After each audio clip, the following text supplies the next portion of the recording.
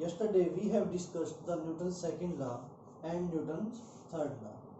Today we will discuss how Newton's second law is the real law of motion.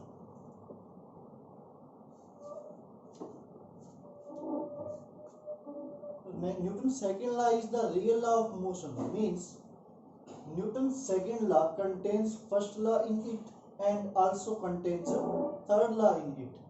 Second law में first law और third law दोनों हैं, दोनों ही contain होते हैं, तो न्यूटन के जो सेकेंड लॉ को हम क्या बोलते हैं, ये रियल लॉ ऑफ मोशन बोलते हैं। कैसे, देखो, first second law contain first law. First law की डेफिनेशन क्या है, when no external force is acting on a body, then जब कोई एक्सटर्नल फोर्स एक्ट नहीं कर रही तो a body is in rest, it will remain in rest, and if a body is in uniform motion, it will remain in uniform motion. Means external force जो है, according to first law, external force जो है वो क्या है, zero. अगर external force zero है तो सेकेंड लॉ क्या कहता है, F is equal to M A is equal to zero होगा। ठीक है, एक्सटर्नल फोर्स जीरो है तो हमें क्या प्रूव करना है कि अगर बॉडी रेस्ट में है तो रेस्ट में रहेगी और मोशन में है तो यूनिफॉर्म मोशन में रहेगी। तो सेकेंड लॉ में क्या है, F is equal to M A. अगर एक्सटर्नल फोर्स जीरो है इसका मतलब एम ए किसके इक्वल है, जीरो के। मास जीरो के इक्वल नहीं हो सकता, इट मीन्स ए जो है वो किसके इक्वल है, जीरो के इक्वल है। अगर ए जीरो के इक्वल है then from first equation that is v is equal to u plus at। v is final velocity, u is initial velocity, a means acceleration time. अगर a zero है यहाँ पर, ठीक है, सेकेंड लॉ के according अगर a क्या है, zero, then v is equal to u plus zero into T. Means v किसके इक्वल आएगा, u के इक्वल आएगा। v means final velocity, u means initial velocity. Starting में हम लेके चले थे एक्सटर्नल फोर्स क्या है, जीरो है। अगर एक्सटर्नल फोर्स जीरो है और हमारे पास एक बॉडी जो है उसकी इनिशियल वेलोसिटी u अगर रेस्ट में है, जीरो है इनिशियल वेलोसिटी, तो फाइनल भी क्या रहेगी, जीरो रहेगी। ठीक है, तो प्रूव हो गया फर्स्ट लॉ। अगर एक्सटर्नल फोर्स जीरो है, बॉडी रेस्ट में है, u जीरो है, तो जो फाइनल वेलोसिटी है वो भी क्या है, जीरो के इक्वल है। मींस रेस्ट में है तो रेस्ट में। अगर u की जो वैल्यू होगी कुछ ना कुछ, ठीक है, इनिशियल वेलोसिटी होगी कुछ ना कुछ, तो v भी क्या होगा उसके जैसा, सेम। तो u और v इक्वल आ गया जब f क्या है, जीरो। मीन अगर यूनिफॉर्म मोशन में है बॉडी तो यूनिफॉर्म मोशन में ही रहेगी अगर एक्सटर्नल फोर्स क्या है, जीरो। नाउ फर्स्ट लॉ हमने प्रूव कर दिया। ठीक है, इसका मतलब क्या है, फाइनल वेलोसिटी जो है वो किसके इक्वल है, इनिशियल वेलोसिटी के। अगर इनिशियली बॉडी रेस्ट में है तो रेस्ट में ही रहेगी और मोशन में है यूनिफॉर्म तो यूनिफॉर्म मोशन में ही रहेगी अगर क्या है, एक्सटर्नल फोर्स जीरो है। Now second law contain third law. ठीक है, सेकेंड लॉ में फर्स्ट लॉ है और सेकेंड लॉ में क्या है, थर्ड लॉ है। देखिए थर्ड लॉ में क्या है, न्यूटन थर्ड लॉ हमने कल डिस्कस किया था। ठीक है, अगर हमारे पास कोई भी सिस्टम ले लेते हैं हम और उसमें हम दो पार्टिकल्स कंसीडर करते हैं, ए और बी, या फिर हम कंसीडर कर लेते हैं 1 और 2, दो पार्टिकल्स हमने कंसीडर कर लिए। अब इस पे ये जो पार्टिकल सिस्टम है, ठीक है, जिसमें दो पार्टिकल्स हैं, ये आइसोलेटेड है। आइसोलेटेड का मीन्स क्या होता है, isolated means no external force, इस पे कोई भी एक्सटर्नल फोर्स वर्क नहीं कर रही।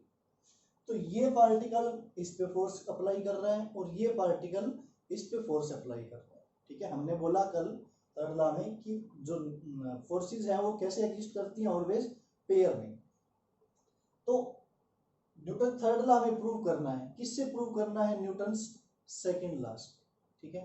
तो न्यूटन सेकंड लॉ की हमने कल एक डेरिवेशन की थी न्यूटन सेकंड लॉ पे बेस्ड, जिसको हमने बोला इम्पल्स मोमेंटम थ्योरम, ठीक है। इम्पल्स मोमेंटम थ्योरम क्या बोलती है कि आई जो है वो F average into T is equal to P2 minus P1। Change in momentum किसके इक्वल होता है, इम्पल्स के इक्वल होता है, ठीक है। तो वहां से हमने ये फॉर्मूला ले लिया, ओके, ये फॉर्मूला ले लिया हमने। अब इनिशियली अगर हम माने, ठीक है, इनिशियली फर्स्ट बॉडी का मोमेंटम हम कंसीडर करते हैं P1, सेकंड बॉडी का मोमेंटम हम कंसीडर करते हैं P2, ठीक है। और जब ये बॉडी एक दूसरे पे फोर्स एक्सर्ट कर रही हैं, ठीक है, तो जब एक दूसरे पे फोर्स एक्सर्ट कर रही हैं इक्वल अपोजिट, ये हमें प्रूव करना है, ठीक है। But according to second law में हम F की वैल्यू यहाँ पे ये लेंगे चेंज इन मोमेंटम, ठीक है, F into time is equal to change in momentum. अगर हमारे पास इनिशियली सिस्टम ऐसा है जो कि रेस्ट में है, और फाइनल जो है हमारे पास सिस्टम, उसमें टी टाइम के बाद जो है वो फर्स्ट बॉडी का मोमेंटम जो है वो b डैश हो जाता है, और सेकंड बॉडी का मोमेंटम क्या हो जाता है, p2 डैश हो जाता है, ठीक है। तो अगर हम देखें इसमें यहाँ पे अगर हम एफ एवरेज की जगह फर्स्ट बॉडी की फोर्स लें इनटू में टाइम, देन हमारे पास क्या आएगा, change in momentum of first body. First body का मोमेंटम पहले P1 था, बाद में क्या हुआ, P1 डैश, तो P1 डैश माइनस P1। अगर सेकेंड बॉडी की फोर्स लें तो हमारे पास क्या आएगा, P2 dash minus P2, change in momentum of second body, ठीक है। This is according to Newton second law. हमें प्रूफ क्या करना है, न्यूटन्स थर्ड लॉ। तो हम इस पे क्या अप्लाई करेंगे, law of conservation of momentum, means जो आइसोलेटेड सिस्टम है उसका नेट चेंज इन मोमेंटम क्या रहता है, जीरो रहता है। ये भी हमने कल डिस्कस किया था, ठीक है। तो इस केस में अगर हम देखें, इसका जो फर्स्ट बॉडी का चेंज इन मोमेंटम है इसको हम राइट कर लेते हैं डेल्टा P1 से, और इसको हम राइट कर लेते हैं डेल्टा P2 से, ठीक है। डायरेक्टली राइट कर सकते हैं हम, F1 into T equal to delta P1 direct write कर सकते हैं, कोई दिक्कत नहीं है। Then according to law of conservation of momentum P क्या बोलता है, total change in momentum is equal to zero, means delta P1 plus delta P2 equal to zero, ठीक है। नाउ डेल्टा P1 की वैल्यू हमारे पास क्या है, F1 into T, plus delta P2 की वैल्यू क्या है हमारे पास, F2 into T, equal to क्या आएगा, ये जीरो के आएगा, ठीक है। This is all according to Newton's second law. We are taking here the force. Now F1 into T equal to F2 into T. It means F1 is equal to minus F2. This proves Newton's third law. तो second law के फॉर्मूले से हमने, ठीक है, second law का formula यही तो बोलता है, force is directly proportional to change in momentum divide by time, F is equal to dp by dt। वहीं से हमने ये फॉर्मूला अप्लाई किया है, ठीक है। तो न्यूटन सेकेंड लॉ के फॉर्मूले से हमने क्या प्रूव कर दिया, according to law of conservation of momentum के अकॉर्डिंग जो एक्शन है वो किसके इक्वल है, रिएक्शन के। जो फर्स्ट बॉडी पे फोर्स लग रहा है वही सेकेंड बॉडी पे फोर्स है सेम, बट डायरेक्शन क्या है, अपोजिट। नेगेटिव साइड क्या रिप्रेजेंट कर रहा है, अपोजिट डायरेक्शन को। तो सेकेंड लॉ जो है, ठीक है, सेकेंड लॉ का फॉर्मूला ये है। सेकेंड लॉ क्या कंटेन करता है, न्यूटन्स थर्ड लॉ को, और सेकेंड लॉ क्या कंटेन करता है, न्यूटन्स फर्स्ट लॉ। तो न्यूटन्स सेकेंड लॉ क्या है हमारा, रियल लॉ ऑफ मोशन है, ओके। तो कल हमने डिस्कस किया कि हम क्या करेंगे, सबसे पहले law of conservation of momentum को प्रूव करेंगे। ठीक है, तो law of conservation of momentum को हम प्रूव करते हैं। तो 9th क्लास की बुक में, एस चांद की बुक में भी गिवन है ये। ठीक है, या फिर सिंपल मेथड से जो है आप किसी भी बुक से कर सकते हो। और हमने मोमेंटम के बाद, सेकंड लॉ के बाद क्या किया था, इंपल्स मोमेंटम थ्योरम। तो हम law of conservation of momentum जिसका हमने अभी यूज किया, ठीक है, इंपल्स मोमेंटम थ्योरम का भी यूज किया इसमें रियल लॉ में, तो हम उसका यूज करके क्या प्रूव करेंगे, law of conservation of momentum. ठीक है, law of conservation of momentum को कैसे प्रूव करेंगे, बिल्कुल हमने ये जो अभी किया था, Newton second law contains third law, उसका बिल्कुल अपोजिट है। ठीक है, बिल्कुल अपोजिट कर देंगे तो हमारे पास क्या प्रूव हो जाएगा, law of conservation of momentum. देखें कैसे, वही सेम दो हमने पार्टिकल्स ले लिए और एक सिस्टम ले लिया। ठीक है, सिस्टम क्या है, आइसोलेटेड है, कोई भी एक्सटर्नल फोर्स एक्ट उस पे नहीं कर रही, सब क्या है, इंटरनल फोर्स है। तो फर्स्ट बॉडी सेकंड बॉडी पे फोर्स अप्लाई कर रही है और सेकंड बॉडी फर्स्ट बॉडी पे, एक्शन रिएक्शन अप्लाई हो रहे हैं बट अपोजिट इन डायरेक्शन है। Now according to impulse momentum theorem, ठीक है, बिल्कुल अब रिवर्स है जो हमने अभी किया।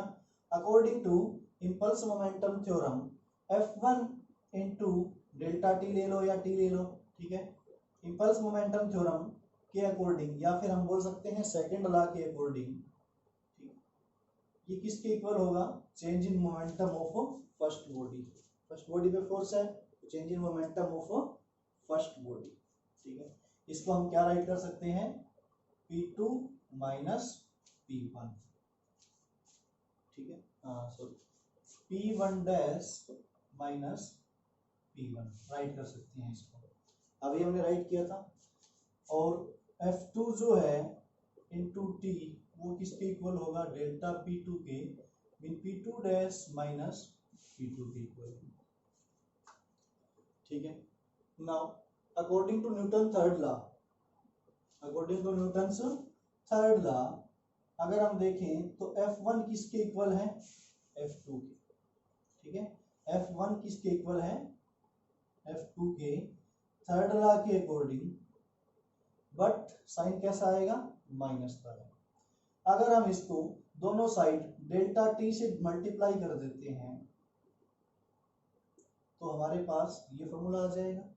इसकी वैल्यू क्या है यहाँ पे, P1 डैश माइनस P1, इसकी वैल्यू क्या है यहाँ पे, P2 dash minus P2। Minus P2 इस साइड आके प्लस हो जाएगा। ठीक है, और ये इस साइड जाके प्लस हो जाएगा, तो यहाँ पर हमारे पास आएगा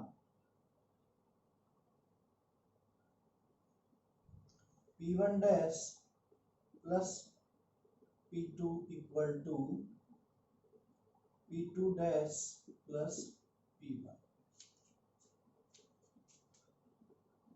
मीन्स हमारे पास मोमेंटम जो है फर्स्ट बॉडी का यहाँ P1 है और यहाँ P2 है। इसको सॉरी, इनिशियली मोमेंटम जो है हमारे पास P1 P2 था और फाइनल मोमेंटम क्या था, P1 डैश और P2 डैश था। यहाँ पे मिस्टेक क्या है, यहाँ पे नेगेटिव साइन नहीं है, F1 is equal to minus F2 है, तो यहाँ पर आएगा माइनस का साइन, तो हमारे पास ये आ जाएगा P1 dash minus P1 is equal to minus P2 dash plus P2। इसको इस साइड लेके आएंगे, P1 dash plus P2 dash is equal to P2, इस साइड जाके क्या हो जाएगा, प्लस में P1। ठीक है, तो टोटल मोमेंटम है ये। ठीक है, न्यूटन थर्ड लॉ मींस एक बॉडी, जब दो बॉडीज आपस में स्ट्राइक कर रही हैं, ठीक है, तो टोटल मोमेंटम है ये आफ्टर कोलिजन, और ये क्या था, बिफोर कोलिजन। टोटल मोमेंटम क्या रहता है, सेम रहता है। ठीक है, total momentum after collision is equal to total momentum before collision. तो ये आपका क्या था, law of conservation of momentum था, थर्ड लॉ का यूज करके। नाउ सेकंड लॉ जो है वो फर्स्ट लॉ कंटेन करता है, हमने बोला, ठीक है, और सेकंड लॉ थर्ड लॉ भी कंटेन करता है। अभी हमने थर्ड लॉ से क्या प्रूव किया, law of conservation of momentum prove किया। तो थर्ड लॉ जो है वो भी फर्स्ट लॉ को कंटेन करता है। Third law contain first law. Third law कैसे कंटेन करता है फर्स्ट को, जैसे हमने बोला ये कोई भी ऑब्जेक्ट है, ये इस टेबल पे रेस्ट पे रखा हुआ है, ठीक है, तो ये बॉडी रेस्ट में है तो रेस्ट में ही रहेगी अगर इस पे कोई एक्सटर्नल फोर्स वर्क नहीं कर रहा था। बट यहाँ पे थर्ड लॉ अप्लाई हो रहा है, अगर ये इस टेबल पे फोर्स अप्लाई कर रहा है तो टेबल भी इस पे वापस रिएक्शन अप्लाई कर रही है। तो यहाँ पे क्या अप्लाई हो रहा है, न्यूटन्स थर्ड लॉ।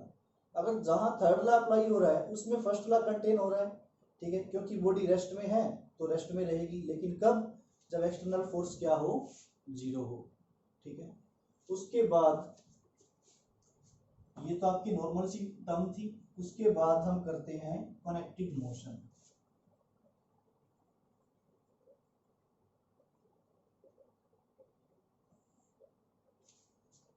ठीक है, इंपॉर्टेंट टॉपिक है कनेक्टेड मोशन का, न्यूमेरिकल्स भी है इस पे। तो Newton second law real law motion है, और कंजर्वेशन ऑफ मोमेंटम के बाद हम क्या करेंगे, कनेक्टेड मोशन। कनेक्टेड मीन्स क्या है, एक मोशन दूसरे से क्या होगा, कनेक्टेड होगा। तो ये हमारे पास कोई भी एक पुली है, पुली मीन्स जो रोटेट करती है कोई भी मोटर या मशीन, ठीक है। तो मोटर को हम रोटेट करवाते हैं, मशीन को हम रोटेट करवाते हैं, बट पुली क्या है, जो ऑटोमेटिक एक बैरिंग की तरह है, जो ऑटोमेटिक अपने आप, जहां पर हम अगर दोनों साइड वेट लगा दें तो वो क्या करता है, फ्रीली रोटेट करता है अकॉर्डिंग टू द वेट। अगर इस साइड वेट ज्यादा है तो इस साइड, और इस साइड कम है, इस साइड ज्यादा होगा तो इस साइड। देखते हैं ऐसे, ये हमारे पास जो है ये पुली है, ठीक है, पुली। यहाँ पर हमारे पास एक रोटेटिंग बेल्ट है, ठीक है, ये क्या है हमारे पास, एक रोटेटिंग बेल्ट। यहाँ मास m2 है और यहाँ मास m1 है, ठीक है। दो मासेस है हमारे पास, m1 स्मॉल है, m2 क्या है, लार्जर है। तो ये दोनों कनेक्टेड हैं एक स्ट्रिंग से, और स्ट्रिंग जो है वो कैसा स्ट्रिंग है, इन एक्सटेंसिबल स्ट्रिंग, ठीक है। इन एक्सटेंसिबल स्ट्रिंग मीन्स क्या है कि जब दोनों में वेट लगा दिया तो ये स्ट्रिंग एक धागे की तरह है। धागा जो है उसकी लेंथ इंक्रीज नहीं होगी, उसकी डायमेंशन में कोई चेंज नहीं आएगा। इन एक्सटेंसिबल मीन्स हम उसको एक्सटेंड नहीं कर सकते, ठीक है। तो हमने यहाँ वेट अप्लाई किया, यहाँ अप्लाई किया, तो इसमें टेंशन क्रिएट होगी, नॉर्मली स्ट्रेस अप्लाई होगी इसमें। तो इसमें जो टेंशन है, क्योंकि ये वेट ज़्यादा है तो ये कहाँ मूव करेगा, अगर हम इसमें फोर्स देखें जो कि वेट के इक्वल है, तो ये क्या होती है, force equal to weight equal to mg। तो सेकेंड बॉडी का वेट जो है वो कहाँ एक्ट कर रहा है, वर्टिकली डाउनवर्ड, ठीक है। तो इसमें जो टेंशन क्रिएट होगी स्ट्रिंग में वो कहाँ होगी, T, ऊपर की तरफ होगी, ठीक है, स्ट्रिंग में। यहाँ पर हमारे पास वेट है तो कितना है, W1 मीन्स F1 जो है, ठीक है, वो कितना है, m1 इंटू जी, ठीक है। और इस स्ट्रिंग में जो टेंशन क्रिएट होगी वो क्या होगी, T। दोनों में सेम टेंशन क्यों है, क्योंकि ये स्ट्रिंग कैसा है, इनएक्सटेंसिबल स्ट्रिंग है। तो जितनी टेंशन यहाँ पे क्रिएट हो रही है उतनी ही टेंशन स्ट्रिंग में यहाँ पे क्रिएट हो रही है। पूरी जो स्ट्रिंग की लेंथ है उसमें टेंशन क्या रहेगी, इनएक्सटेंसिबल स्ट्रिंग की सेम रहेगी। ये जो पुली है हमारी, ये फ्रिक्शनलेस पुली है। कैसी पुली है ये, फ्रिक्शन लेस पुली है। जितना ये मूव करना चाहे उतना ही मूव करेगा, जितना वेट ज्यादा होगा, ठीक है। और ये इजीली क्या कर लेती है, रोटेट। कोई भी चीज फुली फ्रिक्शनलेस नहीं होती, बट बिल्कुल मिनिमम फ्रिक्शन होगा इसमें, ठीक है, जब ये इस पे स्ट्रिंग रोटेट कर रहा है। तो हमने मासेस अप्लाई कर दिए, मास m1 और m2। अब ये ऑब्जेक्ट जो है इसका एक्सेलरेशन कहाँ होगा, नीचे की तरफ होगा, ठीक है। इसका एक्सेलरेशन जो है, एक्सेलरेशन वो कहाँ होगा, डाउनवर्ड, क्योंकि ये वेट क्या है, ज्यादा है, और ये वेट कहाँ मूव करेगा, ऊपर की तरफ मूव करेगा। तो इसका एक्सेलरेशन कहाँ होगा, ऊपर की तरफ। जितना ये नीचे एक्सेलरेट होगा उतना ही ये क्या होगा, ऊपर की तरफ एक्सेलरेट, क्योंकि ये पुली फ्रिक्शनलेस है और स्ट्रिंग क्या है, इनएक्सटेंसिबल है। जितना ये नीचे जाएगा उतना ही ये ऊपर। तो एक्सेलरेशन यहाँ पे भी ए और यहाँ पे भी ए, ठीक है। तो अब हम देखें तो अगर हम इस पॉइंट पे देखें, ठीक है, ये बॉडी कहाँ मूव कर रही है, ऊपर की तरफ, तो इसका एक्सेलरेशन कहाँ है, ऊपर। मींस यहाँ पे फोर्स एक्ट कर रही है vertically downward, that is m1g। String में टेंशन क्या होती है, फोर्स पर यूनिट लेंथ ही होती है, ठीक है। तो ये भी एक तरह की क्या है, टेंशन फोर्स है, जो वर्टिकल ये जो अपवर्ड एक्ट कर रही है। तो इस केस में देखें, ये भी फोर्स है, ये भी फोर्स है, और इसका जो नेट मोशन है, एक्सेलरेशन, वो कहाँ है, ऊपर की तरफ है। तो इसका मतलब ये है कि ये जो t है ये ग्रेटर है किससे, m1g से, तभी तो ये कहाँ मूव कर रहा है, ऊपर की तरफ।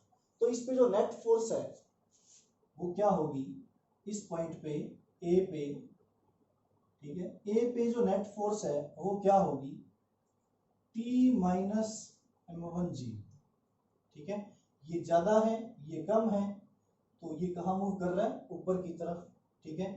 तो नेट फोर्स जो है वो क्या होगी, t माइनस m1g, किसके इक्वल होगी, m1a की, क्योंकि इसका एक्सेलरेशन कहाँ है, ऊपर की तरफ, मास क्या है, m1। तो नेट फोर्स m1a, ठीक है, किसके इक्वल होगी, t माइनस m1g, उतना ही मूव करेगा इसके अकॉर्डिंग।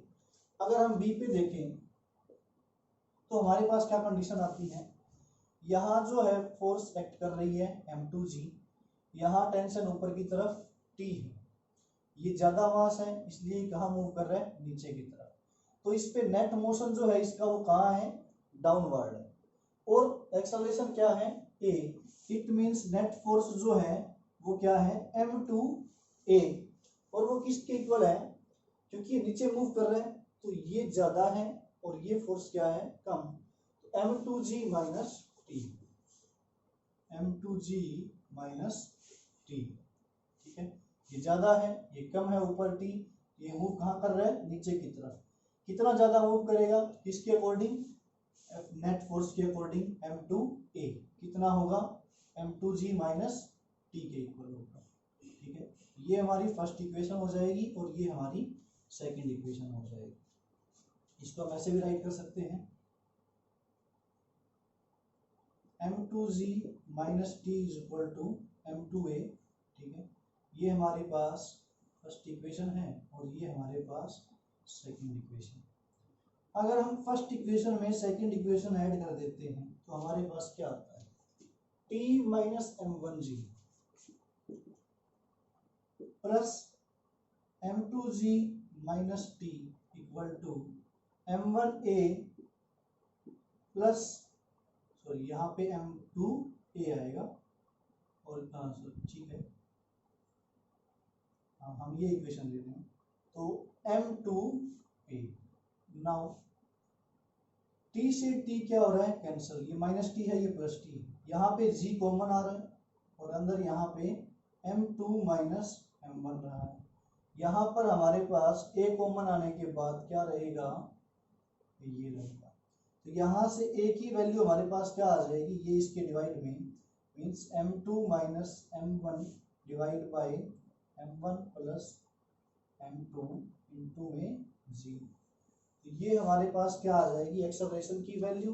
अगर हमें m1 और m2 पता है, इस फॉर्मूले में पुट करेंगे हम, हमारे पास क्या आ जाएगा इस बॉडी का एक्सेलरेशन। ठीक है, नाउ अगर हम डिवाइड कर दें 1 को 2 से, तो हमारे पास क्या होगा, देखो t minus m1g divide by यहाँ से m2g minus T equal to, वहाँ क्या है m1a और यहाँ क्या है m2a। 1 को 2 से डिवाइड कर दिया, a से a क्या हो गया कैंसिल। अब इसकी क्रॉस मल्टीप्लाई कर देंगे, तो यहाँ पे आएगा m2t minus m1 m2g equal to, इसकी मल्टीप्लाई करेंगे इसके साथ, m1 m2g minus m1t। Now ये और ये इसको इस साइड लेके आएंगे, तो हमारे पास m2t प्लस m1t, इसको इस साइड ले जाएंगे m1 m2g plus m1 m2g। यहाँ से देखो t कॉमन आ रहा है, तो यहाँ पे रहेगा m1 plus m2 into T equal to, यहाँ पे क्या हो जाएगा ये 2m1 m2। यहाँ से t की वैल्यू क्या आ जाएगी 2m1 m2 divide by m1 plus m2 into में g। तो ये हमारे पास क्या आ जाएगा टेंशन इन स्ट्रिंग। तो इस फॉर्मूले से हम क्या कैलकुलेट करते हैं, अगर m1 m2 पता हो तो टेंशन कैलकुलेट कर सकते हैं। तो इस फॉर्मूले से एक्सेलरेशन, इसको बोलते हैं कनेक्टेड मोशन। ठीक है, दो बॉडीज आपस में कनेक्टेड हैं एक इनएक्सटेंसिबल स्ट्रिंग से। एक्सेलरेशन कैलकुलेट करने के लिए ये फॉर्मूला और टेंशन कैलकुलेट करने के लिए ये फॉर्मूला होगा। ओके,